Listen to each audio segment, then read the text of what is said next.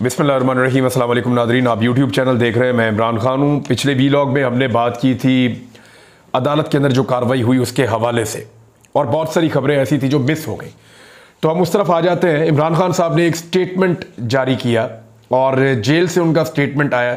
ये बहुत इंपॉर्टेंट है क्योंकि पाकिस्तान में एक नए ऑपरेशन की बात की जा रही है। कभी कहा जाता है ऑपरेशन है, कभी कहा जाता है कि ये एक विजन है, कभी कहा जाता है तसलसल है। हुकूमत खुद इसको लेकर कंफ्यूज्ड। हुकूमत कभी एक कदम आगे आती है, कभी एक कदम पीछे हट जाती है, कभी 4 कदम पीछे हटती है, कभी 2 कदम आगे बढ़ती है। हुकूमत को खुद समझ नहीं आ रही कि उन्हें ये कैसे करना है। वजह यह है कि इससे पहले कभी ऐसा हुआ नहीं कि कभी किसी ऑपरेशन के बारे में अनाउंसमेंट की गई हो और इतने बड़े पैमाने पर एक साथ पाकिस्तान की पॉलिटिकल पार्टीज सारी खड़ी होकर यह कह दें कि जी हम इसकी मुखालफत कर रहे हैं। क्योंकि ऑपरेशन पाकिस्तान में जो हुए हैं उनसे ऐसा लगता है कि पाकिस्तानी बहुत डर गए हैं, और पॉलिटिकल पार्टीज ये जानती हैं कि इस वक्त अगर एक ऑपरेशन हुआ और उसकी हमायत की तो उसके पब्लिक के अंदर नताइज होंगे, यानी पॉपुलैरिटी के मामलात में या दीगर मामलात में। इमरान खान साहब का पैगाम जो है वो इस वक्त बहुत इंपॉर्टेंट है, क्योंकि देखें अगर किसी एक आदमी की कॉन्सेंट के साथ मुल्क में ऑपरेशन हो सकता है या उस आदमी की कॉन्सेंट सबसे ज्यादा अहमियत रखती है तो वो पाकिस्तान तहरीक इंसाफ के चेयरमैन, साबिक चेयरमैन है, बानी चेयरमैन इमरान खान साहब है। क्योंकि साबिक वज़ीर आज़म इमरान खान के पास इस वक्त पाकिस्तान में सबसे बड़ी अक्सरियत है, और न सिर्फ पार्लियामान में है बल्कि इसके अलावा उनके पास मकबूलियत भी सबसे ज़्यादा है। जिसको आप पॉलिटिकल कैपिटल कहते हैं वो भी इमरान खान साहब का सबसे ज़्यादा है। तो वो मुश्किल फैसले भी कर सकते हैं। लेकिन इमरान खान साहब का बड़ा क्लियर स्टेटमेंट है, और ये स्टेटमेंट उनका आपका नहीं है। इमरान खान साहब लगभग 2-3 दहाइयों से जब से वो सियासत कर रहे हैं वो हमेशा इसी तरह की बात करते हैं। उन्होंने इस पे क्या कहा, ये रात को स्टेटमेंट आया था 25 जून की रात, और इमरान खान साहब ने अटियाला जेल से खुसूसी पैगाम भेजा। पाकिस्तान से दहशतगर्दी का खात्मा और अमन व अमान का क़याम हमेशा से तहरीक इंसाफ की पॉलिसी रही है। पाकिस्तान तहरीक इंसाफ की हुकूमत के दौरान दहशतगर्दी में बड़ी कमी आई। हमने खैबर पख्तूनख्वा में पुलिस और CTD के इदारों को मजबूत किया, जिसके नतीजे में खैबर पख्तूनख्वा और उसके बाद पूरे मुल्क में दहशतगर्दी में वाज़ेह कमी आई। हमने खित्ते में अमन कायम करने की खातिर अफगानिस्तान में पाकिस्तान मुखालिफ अशरफ गनी हुकूमत के साथ बातचीत की, उनको पाकिस्तान आने की दावत दी और क़याम अमन के लिए खुद भी अफगानिस्तान का दौरा किया। क्योंकि पाकिस्तान का जो जितना भी अमन व अमान है वो अफगानिस्तान के साथ लिंक्ड है, और पाकिस्तान के 2 जो सूबे हैं जिनमें रकबे के लिहाज से सबसे बड़ा सूबा बलूचिस्तान और सूबा खैबर पख्तूनख्वा, इन दोनों की सरहद जो है वो अफगानिस्तान के साथ लगती भी है। तो अमेरिका के इनखला के बाद अफगानिस्तान में सिविल वार का खदशा था, शदीद खदशा था, जिसे नहायत हिकमत अमली से हैंडल किया गया। टैक्टफुली का वर्ड इमरान खान साहब ने यूज़ किया। अफगानिस्तान में नई हुकूमत कायम होने के बाद इस हुकूमत के साथ ताल्लुकात कायम करने में उस वक्त के DG ISI जनरल फैज़ हमीद का कलीदी किरदार था। खित्ते के हालात को मद्देनजर रखते हुए मेरी हुकूमत की जानिब से फैसला किया गया कि DG ISI को तब्दील ना किया जाए, और यही बात जनरल बाजवा को हदायत दी गई, जिस पर वज़ीर आज़म को बताया गया कि उन्हें तब्दील नहीं किया जाएगा, मगर इसके बावजूद उन्हें तब्दील कर दिया गया। अब इमरान खान साहब ने एक दावा किया है कि जनरल बाजवा को अपने ये कहा था कि ISI के चीफ को तब्दील नहीं करना, क्योंकि अफगानिस्तान के मामला बड़े हसास हैं और वो इस वक्त डील कर रहे हैं, तो अभी ये बनता नहीं है। तो वज़ीर आज़म को यकीन दिलाया गया कि नहीं तब्दील किया जाएगा, और इमरान खान साहब के बकौल यकीन दिलाने के बावजूद तब्दील कर दिया गया, जिसकी वजूहात बाद में सामने आई, जो कि वादे तौर पर जनरल बाजवा और नवाज शरीफ दोनों के दरमियान जनरल बाजवा की मुद्दत मुलाजमत में तोसी यानी एक्सटेंशन को लेकर की जाने वाली डील थी। यानी इमरान खान साहब ने आज वजाहत के साथ कहा, यही बात ख्वाजा आसिफ ने भी की है कि जनरल बाजवा हमारे साथ डीलें कर रहे थे, और यही बात जो है वो इरफान सदीकी साहब ने भी की है कि जनरल बाजवा एक्सटेंशन मांगते थे, मार्शल लॉ की धमकी लगाते थे। यही बात ख्वाजा आसिफ ने की कि जनरल बाजवा एक्सटेंशन के बदले में मुख्तलिफ ऑफर्स करते थे। यही बात मोहम्मद जुबैर ने भी की कि जनरल बाजवा नवाज शरीफ के साथ लगातार राब्ते में थे। तो इमरान खान साहब ने उसको आगे बढ़ाया। उन्हें कहा डील थी एक्सटेंशन के लिए जनरल बाजवा की। बाद के वाकयात ने यह साबित किया कि जनरल बाजवा ने महज अपने ज़ाती फ़ायदे के लिए मुल्क का बेहद नुकसान किया। ISI जिसने मुल्क को दहशतगर्दी से बचाना था उसे दहशतगर्दी के इंसदाद से हटाकर, यानी दहशतगर्दी को रोकने से हटाकर तहरीक इंसाफ को कुचलने पर लगा दिया गया। इसी तरह पीडीएम हुकूमत के वजीर खारजा ने पूरी दुनिया का चक्कर लगाया, लेकिन अफगानिस्तान नहीं गया, क्योंकि इन लोगों को पाकिस्तान के अमन, हमारे लोगों के जानो माल और हमारे सिक्योरिटी इदारों की कतन कोई परवाह ना थी। आज भी इनके पास दहशतगर्दी का मुकाबला करने के लिए कोई वाज़ेह हिकमत अमली मौजूद नहीं है, जिसकी वजह से एक मरतबा फिर मुल्क को कौम नुकसान उठा रहे हैं। पाकिस्तान तहरीक इंसाफ ने अपने दौर में रियासत के इदारों को सियासत से पाक करके कौमी मफादात के तहफ़्फ़ुज़ को अव्वलीन तरजीह बनाया, तो मुल्की और गैर मुल्की नाकदीन ने हाइब्रिड सिस्टम की इस्तिलाह ईजाद की और हमें हदफ़े तनकीद बनाया। इमरान खान साहब के दौर में जो फौज और हुकूमत के रिलेशन से सबको पता क्या था, तो उसके ऊपर वो ये कह रहे हैं कि हमें बहुत तनकीद होती थी, हमें हाइब्रिड सिस्टम की एक इस्तिलाह हमारे लिए इस्तेमाल की जाती थी। आज सूरत हाल ये है कि ज़मीर और कलम फरोशों के एक नहायत छोटे से गिरोह के अलावा, यानी बहुत थोड़े से ऐसे सहाफ़ी हैं जो इमरान खान साहब के बकौल बिके हुए हैं, उनके एक छोटे से गिरोह के अलावा माजी में जो लोग हमें हाइब्रिड सिस्टम का ताना देते थे और हम पर तनकीद करते थे, वो भी इस वक्त खुलकर मुल्क पर बदतरीन शख्सी आमरीत या डिक्टेटरशिप के गलबे की निशानदेही कर रहे हैं। यानी वो लोग जो कल हमें ताने देते थे, आज वो भी खुलकर कह रहे हैं कि जनाब ये जो सिस्टम इस वक्त मुल्क पे चल रहा है, ये आमरीत है, ये डिक्टेटरशिप है और गलबा हो गया मुल्क पे। पाकिस्तान का मुस्तकबिल अवाम के मैंडेट के एहतराम, अच्छा ये बहुत इंपॉर्टेंट चीज़ है जो इमरान खान साहब ने की। उन्होंने 3 चीज़ें बताई कि ये की जाए तो पाकिस्तान का मुस्तकबिल बेहतर हो सकता है, क्योंकि वो एक बड़ी पॉलिटिकल पार्टी के लीडर है। तो लीडर का जो विजन है वो मैं आपके सामने रख देता हूं। उन्होंने 3 चीज़ों की निशानदेही की। एक, उन्होंने कहा कि अवाम के मैंडेट का एहतराम किया जाए। वो कैसे हो सकता है? यानी जिनकी सीटें उनको दे दी जाए, अवाम के मैंडेट का एहतराम कर दिया जाए, 45 वाले जो फॉर्म जिनके पास असली हैं उनको हुकूमत दी जाए। दूसरा, उन्होंने कहा कानून की हुक्मरानी, कि मुल्क में कानून की हुक्मरानी हो, अगर किसी ने गलत किया तो उसको सजा मिले, जिसने नहीं किया उसको आज़ाद किया जाए। और नंबर 3, सियासत का इस्तेहकाम पाकिस्तान में हो, यानी सियासी नुक्ता नज़र से पाकिस्तान इस्तेहकाम में आए। पाकिस्तान के अंदर जो अदम इस्तेहकाम है, जो सियासी अदम इस्तेहकाम है, वो ख़त्म हो जाए, क्योंकि उसी की वजह से फिर माशी अदम इस्तेहकाम होता है। अपने लोगों के खिलाफ नंगी फस्तायत या लश्कर कशी के ज़रिए दहशतगर्दी का तदारुक मुमकिन नहीं है, ना ही पाकिस्तान को इस्तेहकाम नसीब होने के इसमें इम्कानात हैं। कौम की मर्जी के बरअक्स फैसले करने और ताकत और बंदूक के जोर पर उन्हें अवाम से मनवाने की कोशिशों ने हमेशा मनफी नताइज पैदा किए हैं। ये जी इमरान खान साहब का बड़ा क्लियर कट मौक़िफ़ आ गया। अच्छा, इसी के ऊपर थोड़ी सी बात कर लेते हैं। एक तो वफाकी काबीना ने ऑपरेशन अज़्म इस्तेहकाम की मंजूरी दे दी। कभी कहते हैं ऑपरेशन है, कभी कहते हैं विजन है, यानी हुकूमत खुद क्लियर नहीं हो पा रही। और उन्होंने कहा जी नेशनल एक्शन प्लान के एपेक्स कमेटी के फैसलों की हम तौसीक़ करते हैं और ऑपरेशन अज़्म इस्तेहकाम की हम मंजूरी देते हैं। और जो क्या सराहियाँ हो रही हैं, वज़ीर आज़म ने कहा, लेकिन वादे कर दूं ये ऑपरेशन दीगर ऑपरेशन की तरह नहीं है, ये इंटेलिजेंस बेस्ड ऑपरेशन होगा जिसमें किसी को कहीं मुंतकिल नहीं किया जाएगा। ख्वाजा आसिफ ने इसके बारे में और चीज़ें भी बताई हैं, क्योंकि वज़ीर दिफा है वो, तो उनके पास इंफॉर्मेशन डायरेक्टली होनी चाहिए और उनकी बात जो है वो उसको ये समझा जाए कि एक्चुअली ये अब किया जाएगा इस मुल्क में। हुकूमत ने कहा कि सेनेट में इस ऑपरेशन के हवाले से इन कैमरा इजलास की उन्होंने यकीन दहानी करवा दी है। और यूसुफ रज़ा गिलानी की सदारत में होने वाले सेनेट इजलास में वज़ीर कानून आज़म नज़ीर तारर ने कहा कि मुझे कल डांटा गया कि अज़्म इस्तेहकाम ऑपरेशन के बारे में करारदाद पर मैंने छुप कर दस्तखत तो नहीं करवाए। मैंने उन्हें कहा बेज़रर ही करारदाद है, ये उन्होंने कहा जी।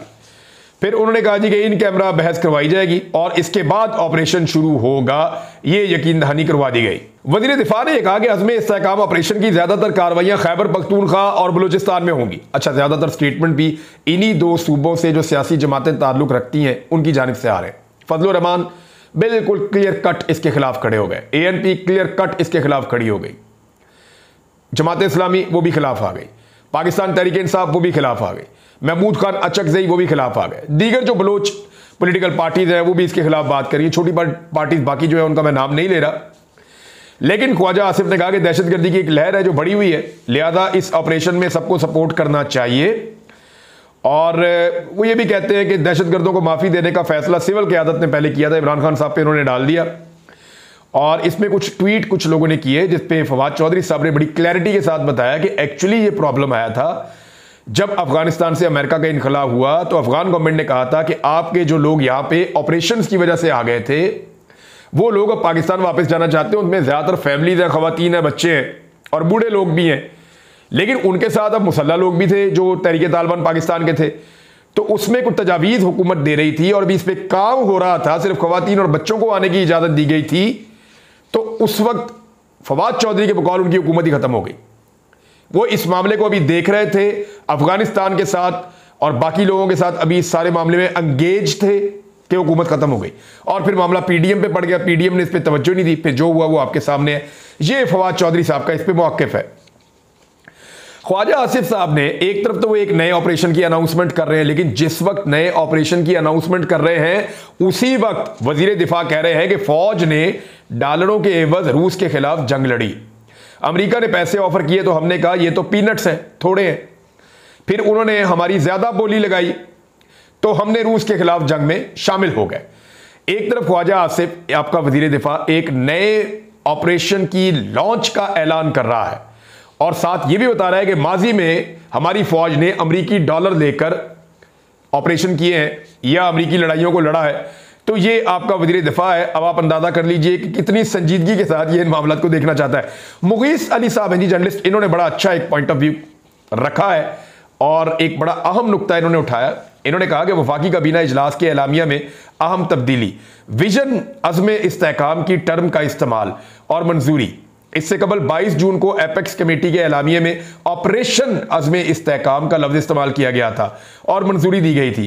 काबीना इजलास में मंजूरी लेते वक्त शहबाज शरीफ ने गलत फहमियों पर एतमाद में लिया, वजारतें भी जारी की जा रही है, ये इन्होंने ट्वीट किया है। पीपल्स पार्टी ने जैसे कि तवक्को दी, पीपल्स पार्टी और एमक्यूएम ये दोनों पीएमएलएन का साथ देंगी क्योंकि इनकी हुकूमत पाकिस्तान में बनाई गई है और उसमें एस्टेब्लिशमेंट का एक हाथ है, वो सब जानते हैं। तो ये जो 3 जमातों की हुकूमत बनी है इनको तो साथ खड़े होना पड़ेगा हर ऑपरेशन के, लेकिन बाकी जमातों को खड़ा करना जरूरी है जिनके पास अवाम की अक्सरियत की हमायत मौजूद है।